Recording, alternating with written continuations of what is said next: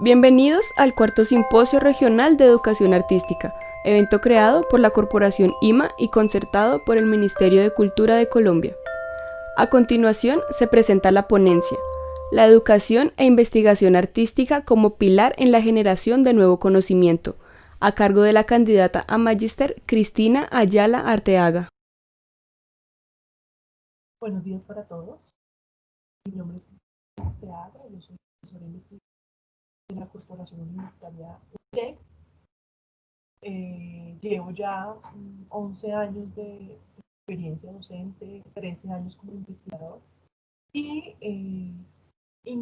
entrar a las aulas, especialmente las aulas en donde se enseña a pensar desde el arte, en donde se enseña a crear, me empezó a generar un montón de inquietudes, me empezó a cuestionar en cuanto a, primero, la manera en la que yo aprendí a pensar desde el arte, para el arte y en el arte. Y cómo esas dinámicas sociales que se alejaban un poco de las dinámicas de mi tiempo, en el tiempo en el que yo empecé a acercarme como estudiante a este mundo y después como investigador junior y empezar a comprender de una u otra forma cómo la educación artística partía de una experiencia de aula que no siempre permitía y establecía una serie de valores relacionales que nos permitieran a nosotros como estudiantes y le permitieran también al profesor pues definir una gestión verdadera del conocimiento, ¿cierto? Entonces, desde esa primera pregunta que me hago yo hoy es, ¿cómo se piensan las aulas para las artes? ¿Y por qué es necesario desestructurar esa mirada al aula tradicional, ¿cierto? Esa mirada al aula que se sale de lo creativo, de lo plástico, a pesar de que allí son esos los conceptos que se abordan, y empezar a desestructurar esos métodos de acercarse a la discusión, al intercambio, a la reflexión, a la argumentación, que en la misma aula artística o en el aula para las artes se da. Y cómo ese término que de pronto ahora es mucho más conocido y mucho más usado con todo esto que tiene que ver con el I+D+I, o sea, investigación, investigación, desarrollo, innovación, que no incluye creación, ¿cierto? Que no piensa en que la creación es parte fundamental de ese esqueleto de investigación. Entonces empiezo yo a plantear que desde el arte también teníamos que pensar en que es una actividad que también se debe medir, es una actividad que también se circula y que eso que allí sucede en el aula no puede quedarse como una simple experiencia de aula allí con los 20, 25, 15 estudiantes más el profesor que están en el aula, sino que todo esto que ocurre allí, de una u otra forma, tiene que empezar a generar unos lugares de enunciación en donde otros vengan, lo vean, y lo mejor de todo es que entre los mismos estudiantes que se encuentren en aula, piensen ellos que este es un espacio verdadero de creación, plástico, en donde lo perceptivo, pero también lo afectivo tienen que ver con el desarrollo de sus proyectos integradores de aula, que hay toda una parte sensorial que tiene que ver también con una construcción de conocimiento desde otros paradigmas,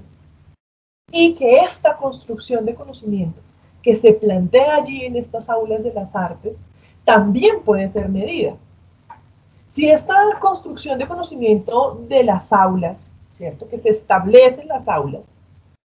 también puede ser medida, también puede ser circulada, entonces hay que empezar a pensar en cuál sería esa producción real que ocurre en las aulas de educación artística y cómo estas aulas de una u otra forma empiezan a generar espacios que deben repensar su manera de evaluar, ¿cierto? De retroalimentar los procesos que allí ocurren y, ¿por qué no?, de reconocer en los pares también la posibilidad de intercambio real. casi que hablamos de un montón de procesos muy estructurados en unas metodologías pedagógicas foráneas, ¿cierto? Importadas, y no empezamos nosotros como profesores a plantearnos si realmente esos modelos pedagógicos, ¿cierto? Que las instituciones tienen,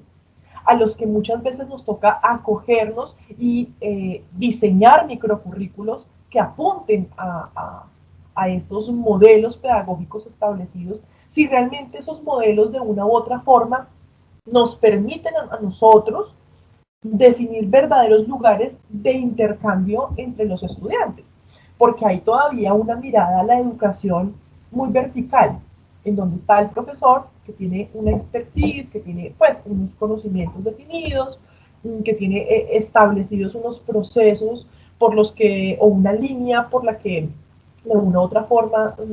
va a avanzar el curso que orienta, y desde allí hay una muy poca interacción por parte de los estudiantes en relación a eso planteado por el profesor.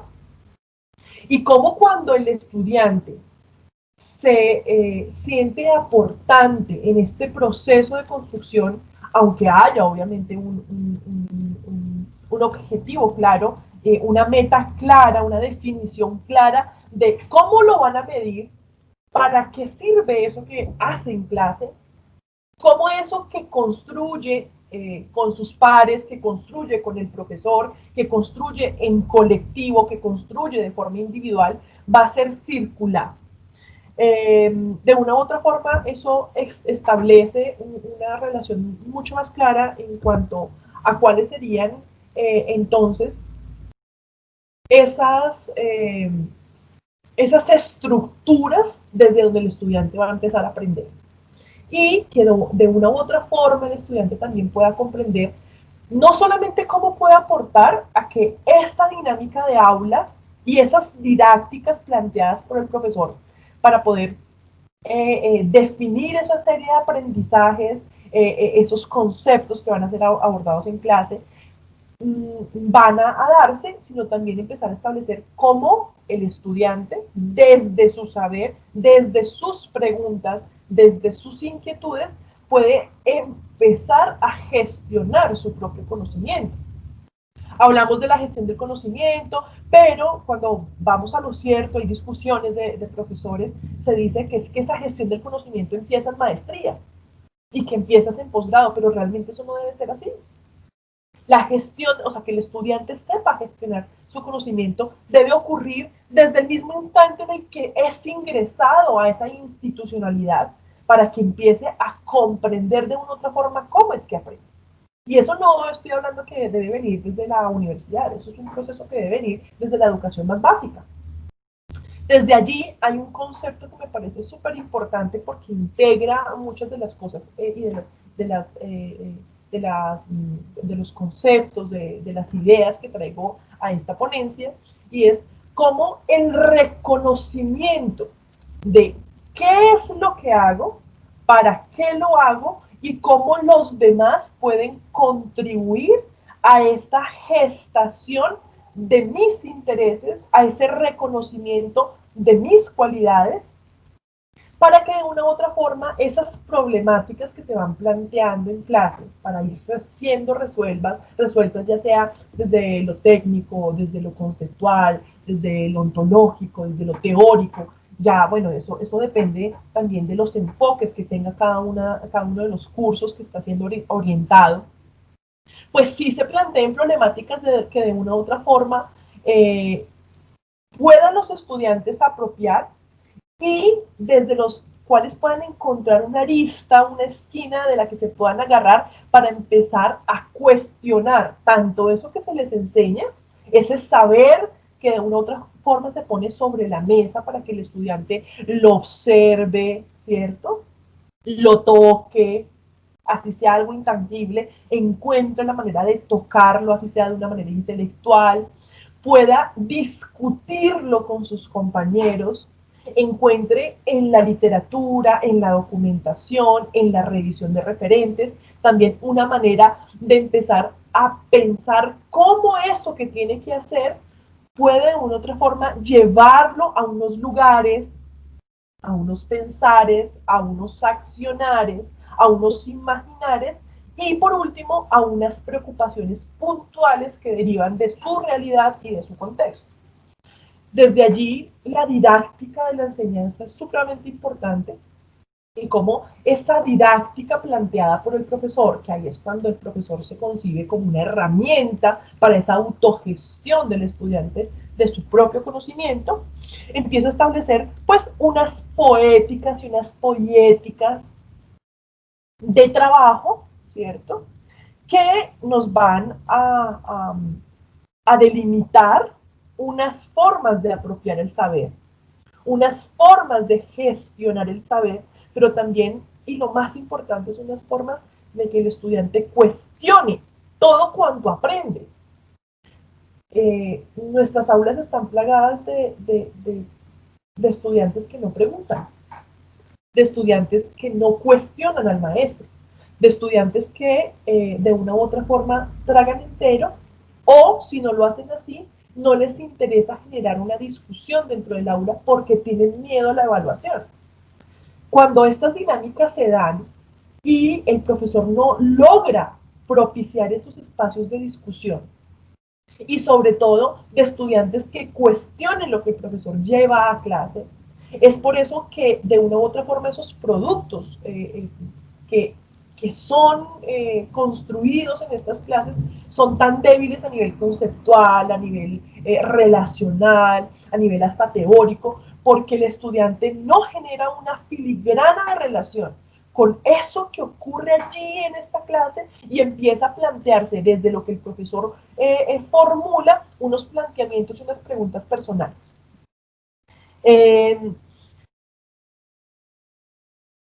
Ya para cerrar esta segunda diapositiva, entonces podríamos decir que esta primera problemática que establezco en esta investigación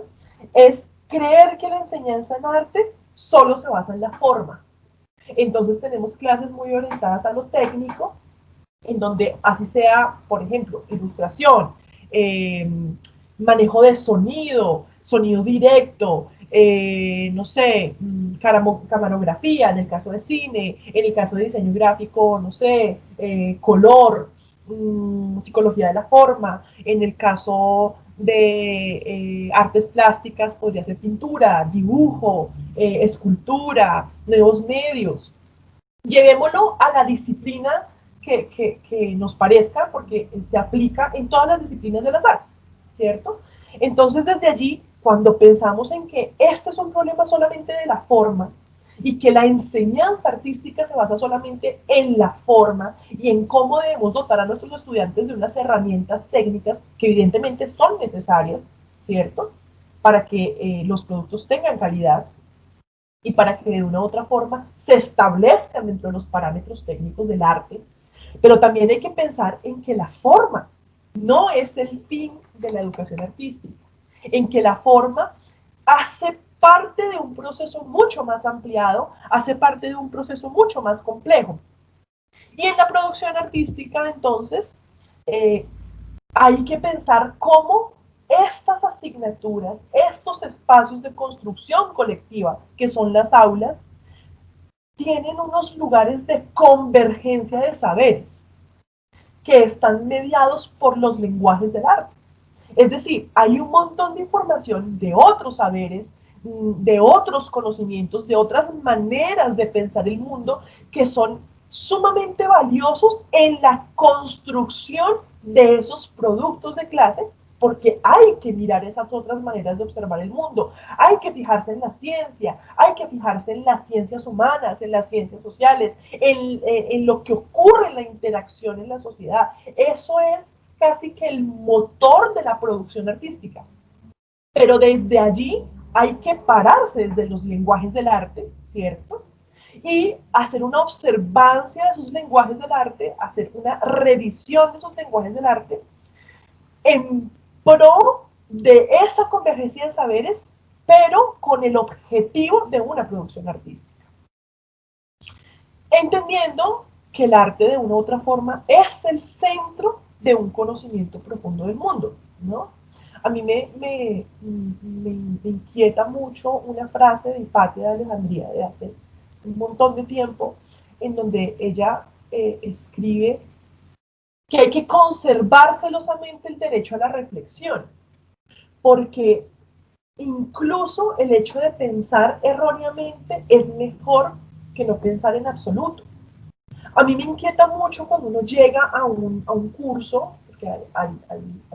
estudiantes de estudiantes, ¿no? Y eso ocurre. No hay ningún tipo de reflexión, no hay ningún tipo de pensamiento ni positivo ni negativo frente a lo que se propone para clase. Y es allí justamente en estos cursos con esos estudiantes en donde se necesita una verdadera intervención. Y cómo desde ese mismo lenguaje del arte, que de una u otra forma es el que le interesa al estudiante, porque por eso está allí sentado en esta aula, queriendo aprender sonorización, musicalización de audiovisual, queriendo aprender cine, queriendo aprender diseño gráfico, diseño de modas, alta costura, diseño interior, artes plásticas, artes visuales, etcétera, etcétera, etcétera. Que hay una relación que se entiende más allá de la forma y que esta experiencia con la forma, con la imagen, también lleva consigo una experiencia con la expresión, una experiencia con el concepto y los sentidos que esos conceptos traen a esa expresión. Ya no es el fundamento solamente esto, sino que necesitamos preguntas, necesitamos una observación mucho más crítica de lo que sucede en el entorno, una lectura mucho más activa de lo que está sucediendo en esos lugares que nos interesa pensar, cuestionar, analizar, para poder, a partir del lenguaje del arte, transpolarlo, estructurarlo en una red que nos permita pensar en la producción artística que se hace en aula. Entonces, podría decirse que hacer entender al estudiante que el arte revisa, cuestiona y propone otras arquitecturas del mundo, ¿cierto? Y que desde estas otras arquitecturas del mundo que el arte propone, es absolutamente necesario que el estudiante pueda conectarse con una forma de ver las cosas, con una forma de observar el mundo mucho más activa, mucho más propositiva, pero sobre todo mucho más crítica, pues establece una desurbanización del pensamiento. Una desurbanización del pensamiento en el que el lenguaje, la forma misma, que es todo esto de la expresión, la imagen, el hacer técnico, ¿cierto?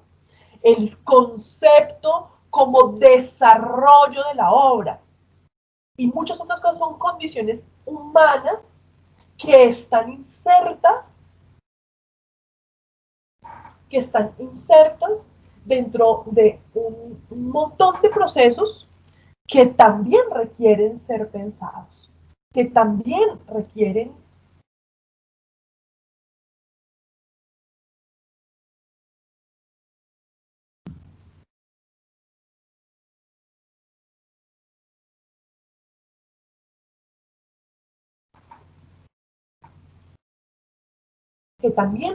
ser pensados,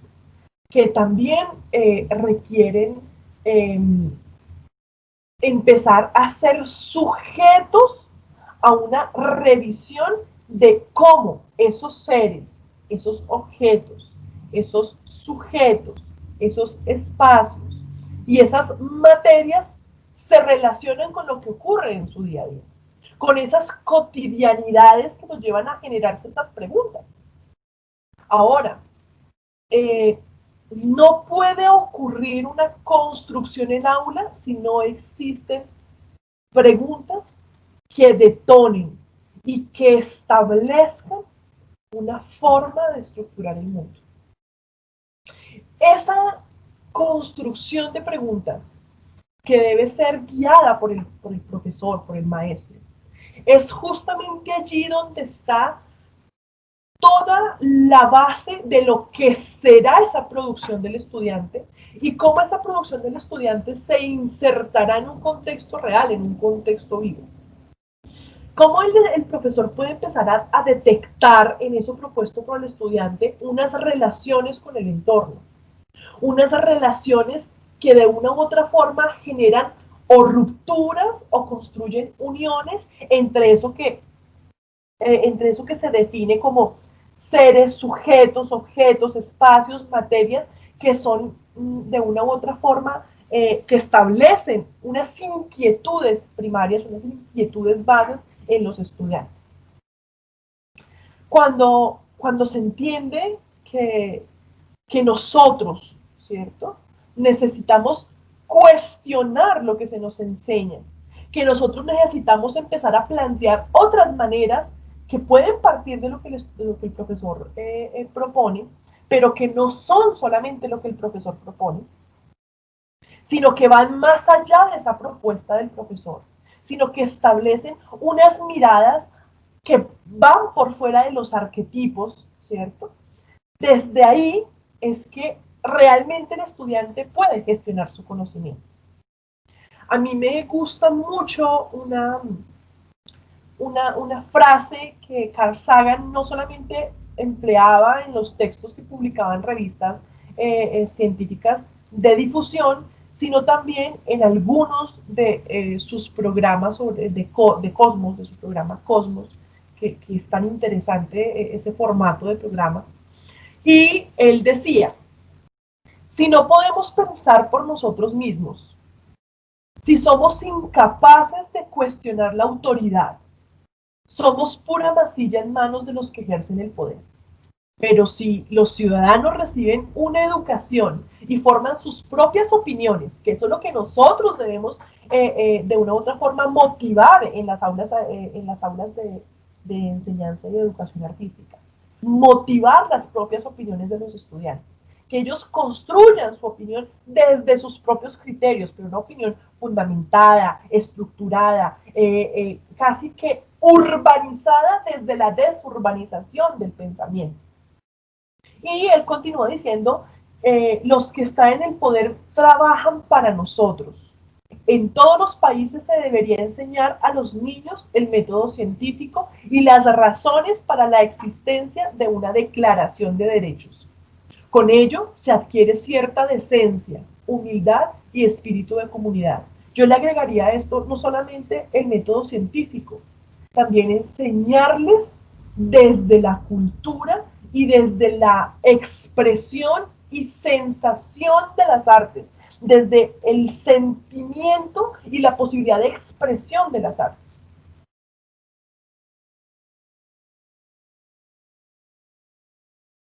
Y continuaba que con ello se adquiere cierta decencia, cierta humildad y cierto espíritu de comunidad, que es finalmente lo que yo vengo resaltando durante esta conferencia, y es cómo nosotros necesitamos pensar en colectivo. Y en ese mundo poseído por demonios que habitan en virtud de seres humanos, quizás sea eso lo único que nos aísla de la oscuridad que nos rodea. Si eso es así, y es absolutamente necesario que nuestros estudiantes empiecen a movilizar su pensamiento para que generen sus propias opiniones, ¿qué es lo que nosotros como profesores estamos planteando y estamos proponiendo en este sentido?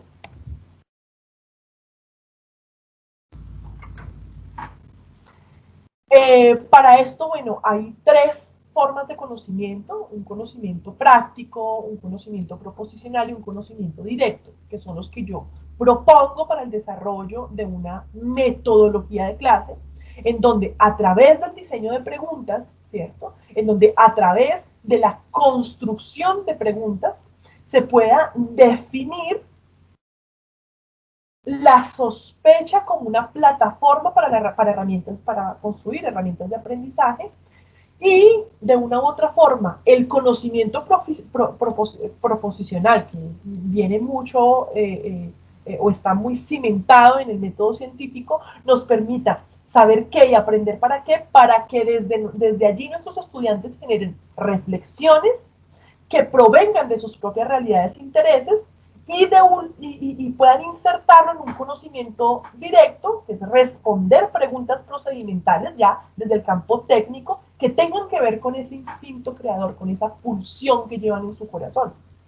para que de una u otra forma puedan movilizar sus inquietudes por fuera de las lógicas institucionales establecidas, hasta las mismas lógicas de la universidad deformada que tenemos, por ejemplo, en Colombia.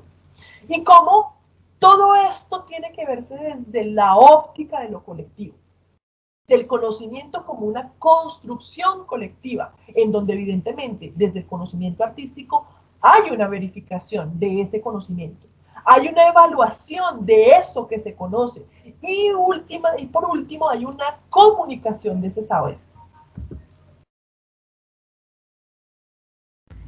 Esa necesidad de estimulación a través de inquietudes y de preguntas es la que considero debe volverse un modelo en las aulas, las aulas de artes, que también establezca una relación fundamentada en la investigación, no en la documentación, en la investigación como pilar para la creación artística. Que los profesores entiendan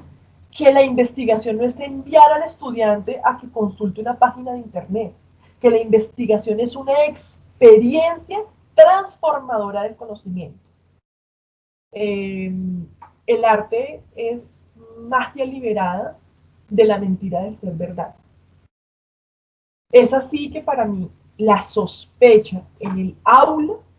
así como la construcción de preguntas, es también esta magia liberadora que nos permite de verdad transformar la vida de estos estudiantes que llegan a nosotros y que necesitan abrirse al mundo para que realmente puedan ser aportantes de la sociedad. Gracias.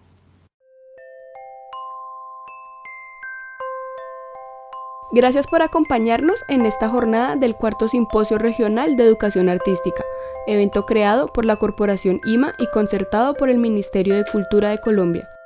A continuación, la ronda de preguntas se realizará por Zoom, cuyo enlace se encuentra en la página de Facebook del simposio.